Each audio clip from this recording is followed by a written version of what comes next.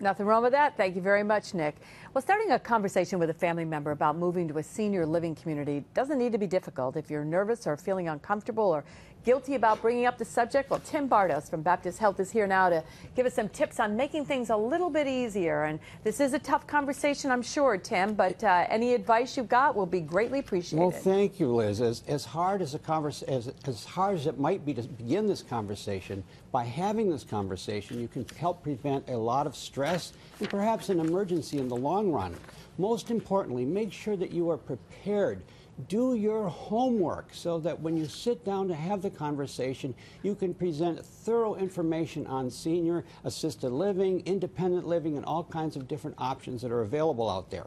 You may even want to consider bringing someone else in with you on the conversation, like a family physician, a member of the clergy, or perhaps a very close family friend. And obviously the concern for somebody who's considering or being asked to consider this is the loss of independence. How do you not make that feel like that's part of the equation? Well, that can be very, very tricky, Liz. You want to make sure that everybody has a role in the conversation. This is not one-sided. Invite all parties to make sure that their options are considered, and make sure that you are at your best. You've heard that old expression, tanned, rested, and ready. I don't know about the tanned part, but certainly you want to be rested and you want all parties to feel good. And I'm guessing, too, that this is going to be sort of a domino effect. If you push this domino, it's going to set a lot of others in motion. Well, yes, it can. So, one of the best things that you can do is to make sure that you are a good listener. Make sure you hear what your parents might be saying to you about what they want in assisted living or independent living, whatever that might be. It's very important.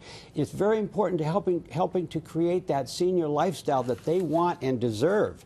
And be sure, you want to revisit this conversation, because it's not something that you want to decide instantly. And family members need time to process this information. And if I might add, we've been talking today about children talking with their parents about this, and sometimes it's just the reverse. It's the parents talking with the kids about moving out of a house that maybe they've lived in for 50 years, and that doesn't always set well with the kids. So it can go both ways. Boy, that's a good point, too, that oftentimes the children are more resistant because all their memories and their traditions are all a part of that house that would then be gone. That's right. That's right. Absolutely. So, and as always, if you have any questions about options that are out there, give us a call at Baptist Health, and we'd be happy to help you out. All right, Tim, thanks so much. And the number there is 370-4700. Online, it's bapthealth.com.